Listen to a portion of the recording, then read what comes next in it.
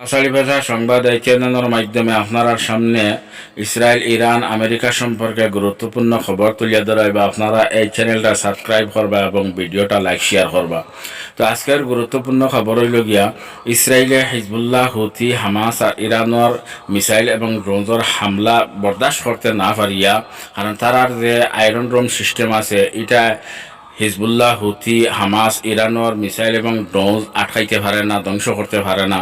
যার কারণে এখন ইসরায়েলে পদক্ষেপ নেন যে তারা তেল আবিব আয়রন ড্রোম সিস্টেমরে আরও মজবুত কিভাবে করা যায়, কারণ এখন তারা বরদাস্তর বাইরে হয়ে গেছে। আর ইরানের পক্ষ থেকে তারার অনেক ভিতরে ডর ভয় হামাই গেছে যে ইরানে কোন সময় হামলা করব। আর এর মাঝে খোয়া হয়েছে যে বিশেষ করে ইরানের সাইবার হামলারে রুকিবার লাগিয়া আমরা এই আয়রন ড্রোম সিস্টেমরে আরও শক্তিশালী বানাইবার পরিকল্পনা নিছি। আর ইসরায়েলের পক্ষ থেকে খোয়া যে আমরা 7 অক্টোবর থেকে এখন পর্যন্ত প্রায় 700 বড় বড় হামলা আমরা রুকিছি। এই তথ্যটা কিন্তু ভুল। আসলে কত হইল কিনা সাধারণ মিসাইল ড্রোন তারা ধ্বংস করছে, কিন্তু গুরুত্বপূর্ণ ইরানের হোক চায় হামাসের হোক চায় হিজবুল্লাহর হোক চায় হুতির হোক, গুরুত্বপূর্ণ মিসাইল এবং ড্রোন ইসরায়েলে আটকাইতে পারছে না। ইসরায়েলের অনেক ক্ষয়ক্ষতি হয়েছে এটার কারণে। আমেরিকার প্রেসিডেন্ট জো বাইডেনের সাফভাবে জানাইয়া দিছেন যে ইসরায়েল বিরোধী এবং এহুদ বিরোধী আমেরিকার ইউনিভার্সিটির মধ্যে বিক্ষোভ করেনেওয়ালা এবং বক্তব্য দেনেওয়ালা অখলর খেউরর জায়গা নাই। গতিকে ছাত্র তারার বিক্ষোভ বন্ধ করুক এবং এহুদ বিরোধী বক্তব্য দেওয়া বন্ধ করুক, কারণ সবচেয়ে বড় এটা হলো ইসরায়েলের হেফাজত। তারার এই বিক্ষোভে আমার উদ্দেশ্যের মধ্যে কোনো পরিবর্তন ঘটাইতে পারছে না আর ঘটাইতে পারত না, কারণ আমার উদ্দেশ্য এটা হলো ইসরায়েলের হেফাজত, যে কোনোভাবে ইসরায়েলের হেফাজত করতে লাগবো। গতিকে আমার ইউনিভার্সিটির স্টুডেন্ট এবং শিক্ষকসকলের কাছে আমার অনুরোধ এটা হলো তারার বিক্ষোভ বন্ধ করুক এবং এহুদ বিরোধী ইসরায়েল বিরোধী বক্তব্য দেওয়া বন্ধ করুক আর শান্তি সম্প্রীতিরে বজায় রাখুক। আর একটা দুঃখজনক খবর হইল গিয়া গাজার আশিফা হসপিটালের একজন সিনিয়র ডাক্তার 4 মাস আগে ইসরায়েলের সেনায় গ্রেফতার করছিলাম।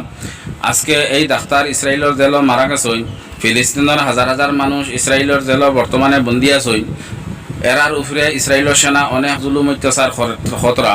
এই ডাক্তারের উপরে জুলুম অত্যাচার অনেক বেশি হয়েছে। জুলুম অত্যাচার জানতে না পারিয়া মৃত্যুবরণ করছেন। ইসরায়েলে গাজার মধ্যে বোমবারি করিয়া মসজিদ মাদ্রাসা স্কুল মানুষের ঘর দুয়ার সব দুলিশাত করে লইছে। এক রিপোর্টের মধ্যে কোয়া হয়েছে যদি নতুনভাবে গাজার মধ্যে মানুষের ঘর দুয়ার বানাইয়া দেওয়া যায় তাহলে 80 বছর লাগতে পারে। আর গাজার মানুষের সারা মিলাইয়া মোট $8 নোকসান হয়েছে, ক্ষতি হয়েছে। এটা একমাত্র ইসরায়েলে এই গাজার অবস্থা বানাইছে। গাজার মধ্যে গণহত্যা করছে, মানুষের ঘর দুয়ার বাড়িঘর ধ্বংস করছে। আর একটা বিশেষ খবর হইল গাজাত গণহত্যা করার কারণে অ্যারেস্ট হওয়ার পরোয়ানা জারি হইতে পারে। এই ডরে দৌড়ঝাঁপ শুরু করছেন ইসরায়েলের প্রধানমন্ত্রী বেঞ্জামিন নেতানিয়াহুয়ে। তাই বারবার আমেরিকার প্রেসিডেন্ট জো বাইডেনের লগে যোগাযোগ কতরা, দুইজনে আলোচনা খুব ঘন কতরা, দুইজনে আলোচনা করিয়া ও কথা জানাই দিছেন যে যদি ইসরায়েলের প্রধানমন্ত্রী নেতানিয়াহুরে যদি অ্যারেস্ট করা হয়ে যায় তাহলে ফিলিস্তিনের কর্তৃপক্ষের ব্যাপারে কঠোর ব্যবস্থা নেওয়া হইতে পারে।